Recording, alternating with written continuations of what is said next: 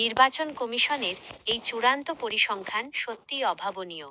প্রথম দফাতেই 93.19% ভোটদান একটি গণতান্ত্রিক কাঠামোর জন্য অত্যন্ত ইতিবাচক এবং শক্তিশালী ইঙ্গিত।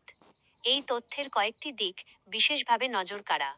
বিপরীতমুখী প্রবণতা, ভোটার সংখ্যা 17 লক্ষ কমা সত্ত্বেও ভোটদাতার সংখ্যা 21 লক্ষ বৃদ্ধি পাওয়া এটাই প্রমাণ করে যে সাধারণ মানুষের মধ্যে ভোটাধিকার প্রয়োগের তাগিদ কতটা বেড়েছে। কোচবিহারের রেকর্ড 96.20% ভোটদান শুধু রাজ্যের নয়, দেশের নিরিখেও একটি বিরল দৃষ্টান্ত হতে পারে।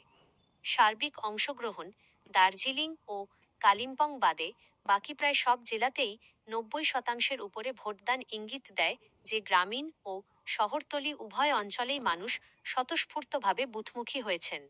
একটি তুলনামূলক ধারণা।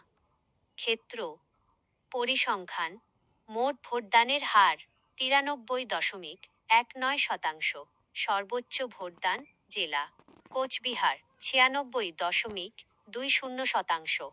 অধিকাংশ জেলার হার 90% এর বেশি। এত বিপুল সংখ্যক ভোটদান সাধারণত প্রশাসনিক তৎপরতা এবং জনসচেতনতা উভয়কেই প্রতিফলিত করে। আপনার কি মনে হয়, কোন বিষয়টি ভোটারদের এই রেকর্ড পরিমাণ বুথমুখী হতে সবচেয়ে বেশি উৎসাহিত করেছে?